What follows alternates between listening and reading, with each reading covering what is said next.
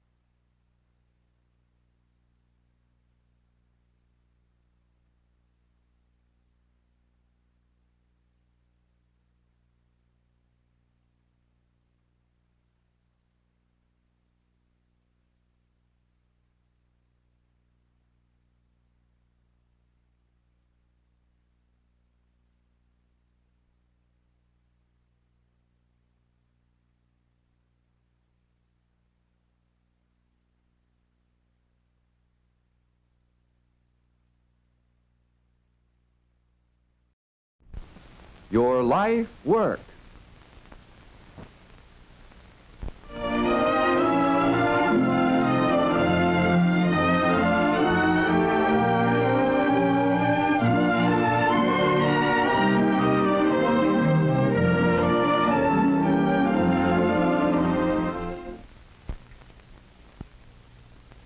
If a lump of calcium carbide is dropped into water, bubbles of gas will rise. If this gas is ignited with a match, it will burn. The gas is acetylene, and when mixed with oxygen in the proper proportion, it produces the intensely hot blue oxy-acetylene flame used in welding. The equipment necessary for oxy-acetylene welding consists of a cylinder of oxygen, an oxygen regulator, a cylinder of acetylene, an acetylene regulator,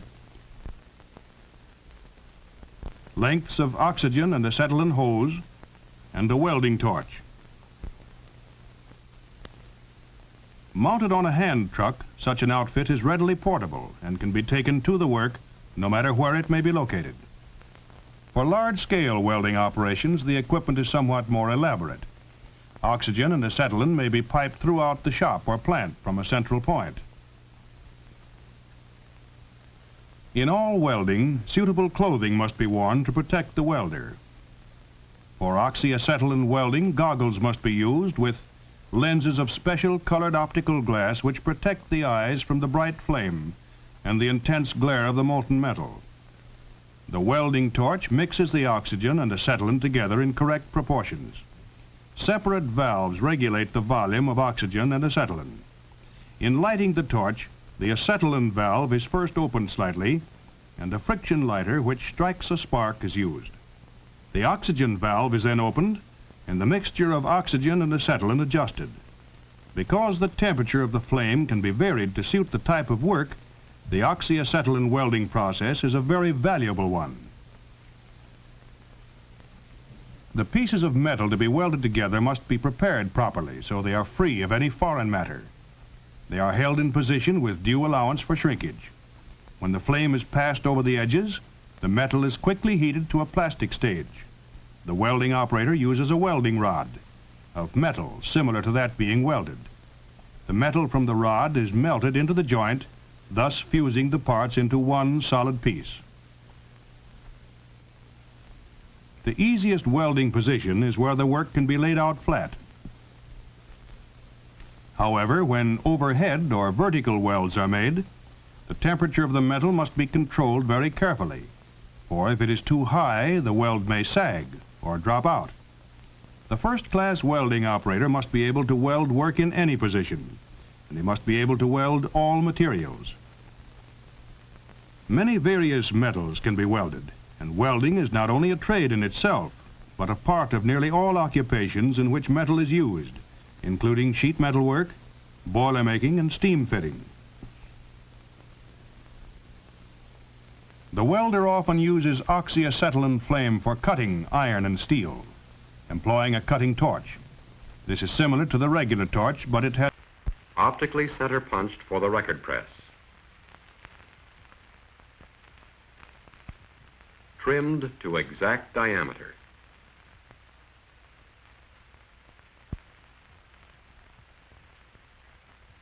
And coined, given a formed edge to grasp the stamping die securely.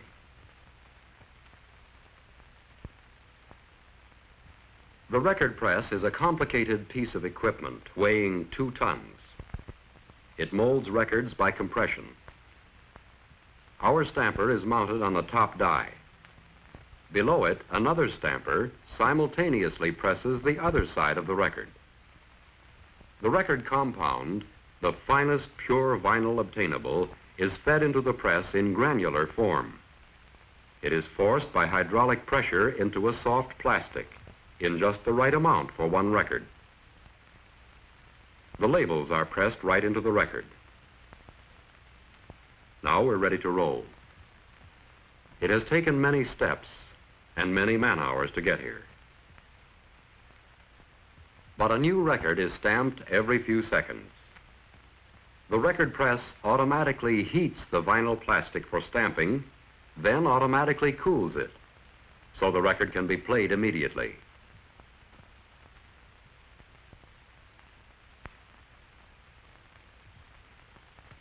And here's the first long play copy of Romeo and Juliet.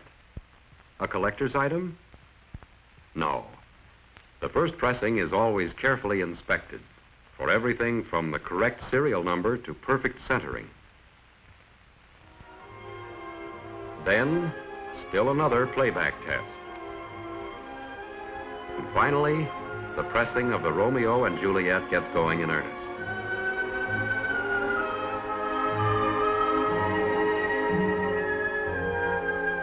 And for those who prefer the 45 extended play version, and for the millions of teenagers anxiously awaiting the latest pop hit, an ingenious machine turns them out automatically.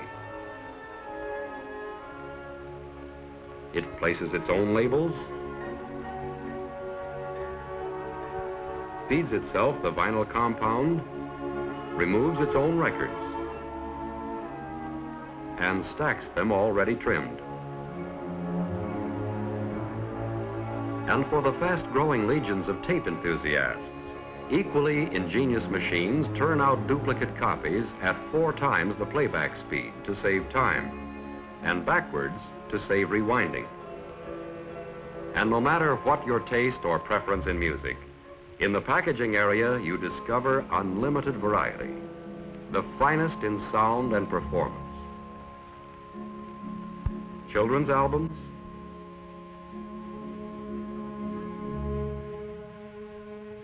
the unusual, show tunes,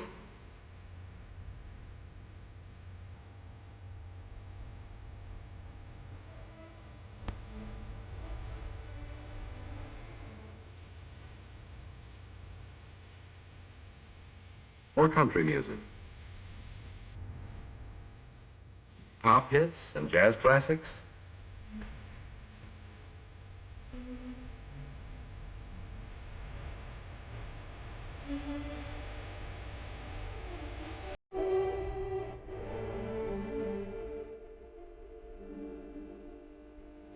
dance and party music,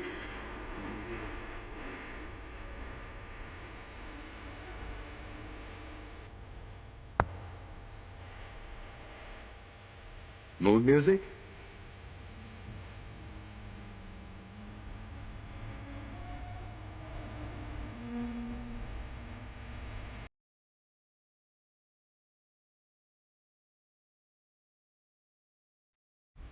grand opera,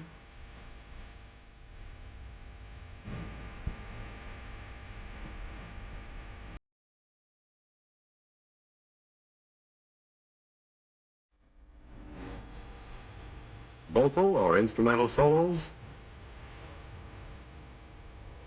symphonic or other classical masterpieces, The world's greatest artists are at your service.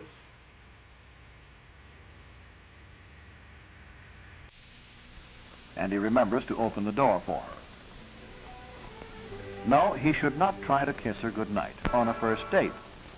But he does ask her for another date soon. Helen is quite happy to accept, so their first date is a definite success. Our ending is only a beginning of other dates to follow, of a new attitude toward manners.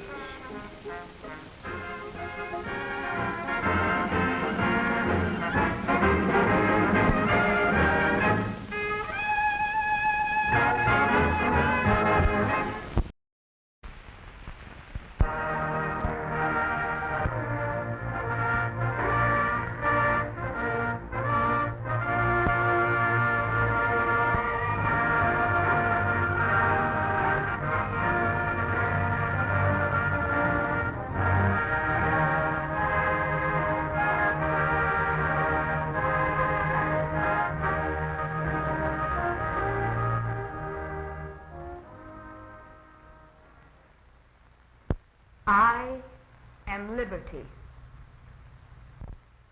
I am the living symbol of all women, creeds, and races. I am the hopes and dreams of all mankind.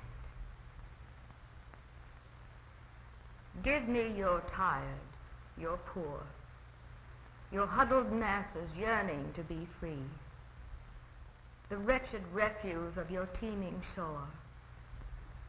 Send them, tempest-tossed, to me. I lift the lamp beside the golden door. The waters of the deep, restlessly tumbling at my feet, bear past my sky-flung arm the persecuted and oppressed, the crushed in spirit. To them I am a symbol. Their eyes, haunted and fear-ridden, are filled with 1,000 agonizing memories. But as they look upon me, a newfound courage gleams. And in their hearts, surging almost to the bursting point with hope, are born new men and women, Americans. Into the man-made canyons of Manhattan they poured. Many were there already, but many more were welcome. They joined the steel of these towers. They carved subways beneath these avenues. Into the tall forests they came with axe and saw and wedge. They knew how to fell a tree to the line and how to spare the nearby sapling. On the Great Plains there were early settlers. In Dakota they dwelt at peace with the Indian, and in Texas with the Mexican. They organized the counties and gave their names to villages and cities. In the mountain states they prospected and mined. They shared with the native born a continent's treasure of metals precious and useful. To the vineyards of the Pacific coast, they brought their knowledge of the grape and put it to good use. So they came and so they spread, with hungry eyes and hearts, all seeking for what I, liberty, promised them. You see them, the foreign-born who lately came to me, traversing the streets of my cities boldly, openly. But can you point them out? In what manner do they differ from you or your neighbors? And their children. What one of them has been denied the rights and privileges of my own? When you see them at play, carefree as children the world over should be, can you honestly say, this one is alien, that one has been denied anything? Look upon the marketplaces, Consider the storefronts. Of skills allowed to rust. We've needed a retraining program for a long time. Industries need machinists, mechanics, skilled workers of every kind. Methods change, all right? Let's train the men for new jobs. Let's teach them versatile skills. It's taken an emergency to get us started on a nationwide scale. But what we learned this year about the problem, about teaching new skills to displaced workers, can help a peacetime economy as well as national defense. We need trained men more than ever today. Schools in our town and hundreds of others are training men for new jobs. The men who worked in the old steel mill can learn to handle lathes and drills. The men who knew one operation can be trained for a wider usefulness. We're meeting a crisis now. Government and industry are working together to retrain these men. When the crisis is past, let's remember what we've learned. New automatic processes will keep on coming. We need them. But let's keep the workers up to date. Let's keep their skills as modern as the new machines.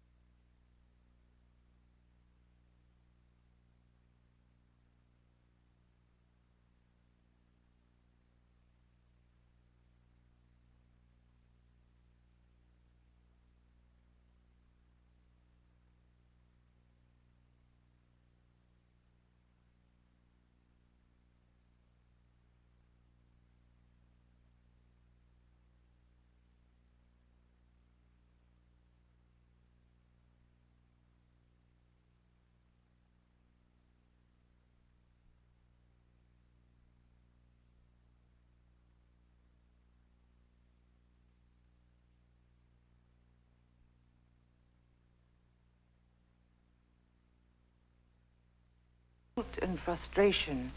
And these are the things that can spoil the chance of your finding the very love that you're looking for. Then, Mother, how do you...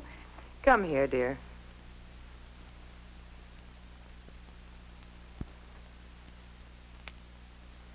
In the height of emotion, it's not always easy to stop and think things through.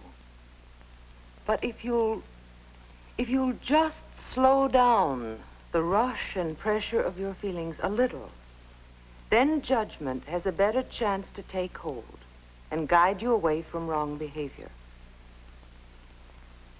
When you can rely on judgment rather than emotion to rule your behavior, as you did tonight, then you'll really be grown up. I can help by talking things over with you and giving suggestions, but you'll have to work out your own best way to make emotions work for you and not against you.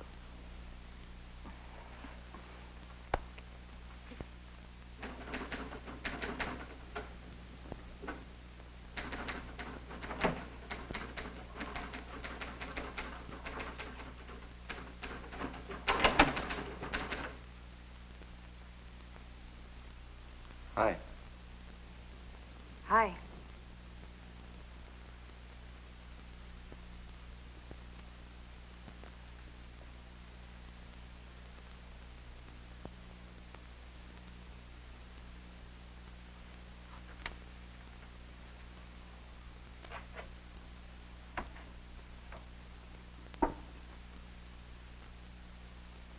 Mary,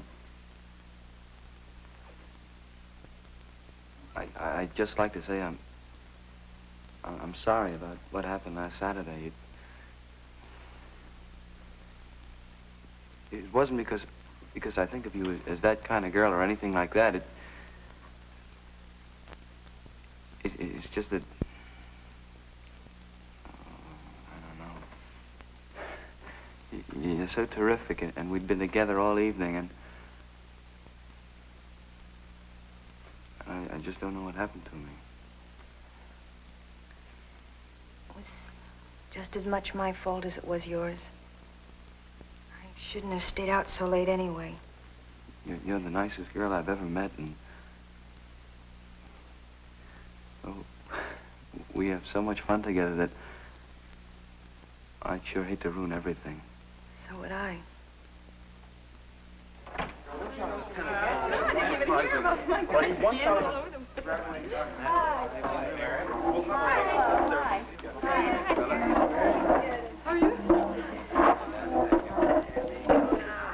Okay, now, is everything just about finished?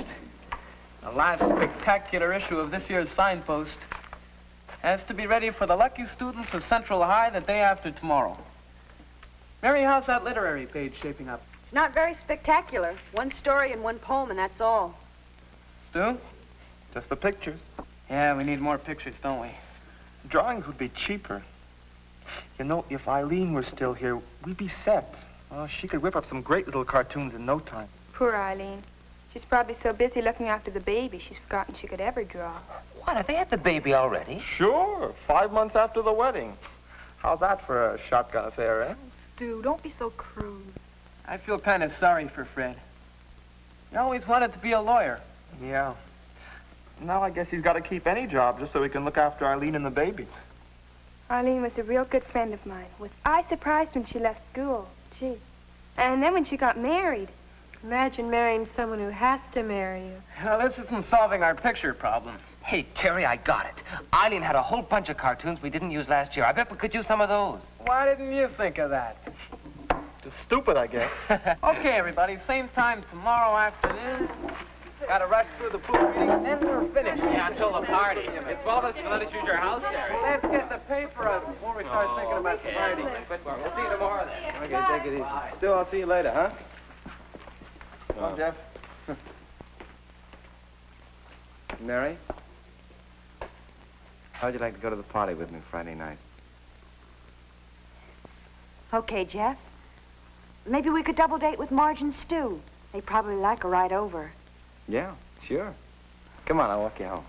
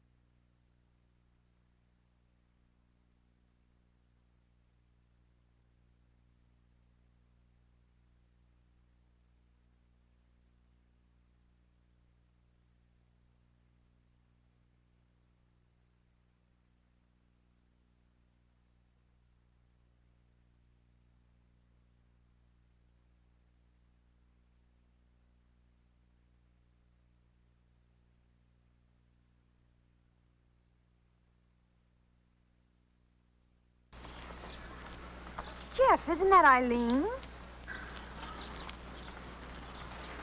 Yeah, sure is. Baby and all. Gee, I haven't seen her since she left school. That looks like Mary and Jeff. I wonder if they'll say hello to me. Maybe they'll cross the street so they won't have to. Hi, Mary. Hi, Jeff. How are you? Nice to see you again. Oh, look at her. Eileen, she's sweet. Blonde like you, huh? Yeah, What's her name? Susan Elizabeth. Oh, that's a darling name. Susie. Is she a lot of trouble, Eileen?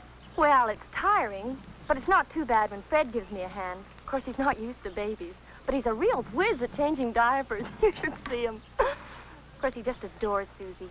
He'd do anything for her. When she grows up, he wants to give her everything. Buy her nice clothes and send her to college. Say, how's Fred getting along anyway? I hear he's got a job at the steel mill. Oh, Fred's doing just fine. Of course, it's not the kind of job he planned on, but still, he enjoys it. He really looks forward to going to work every morning. He says it's a lot better than school, and he's making a lot of money. It's nice he's doing so well. Why don't we ever see you anymore? Oh, well, we don't seem to get out much. Of course, having an apartment of your own keeps you kind of busy. Besides, we both enjoy spending a quiet evening together at home. Well, it sounds as if things are working out okay for you and Fred, eh? Oh, yes, we're getting along just fine. Only sometimes I wish we had had more time to work things out. Kids up at the signpost office were asking about you today.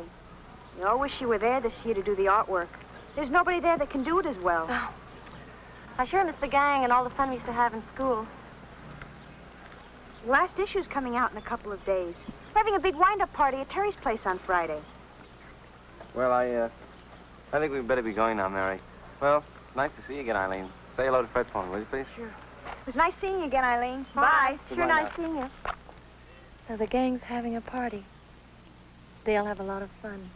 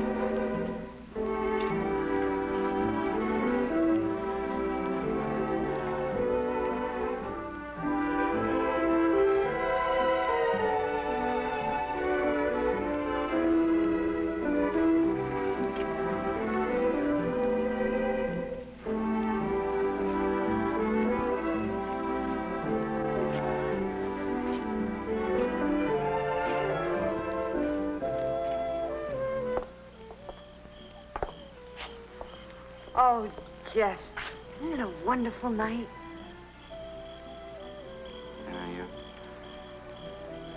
Yeah, you're pretty wonderful too, Mary.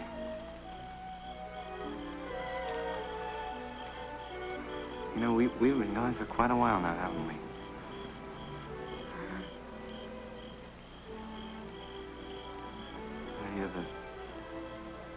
You're the nicest girl I've ever met, Mary.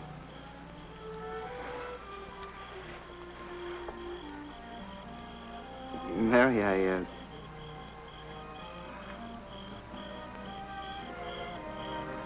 Mary, would you wear my school ring?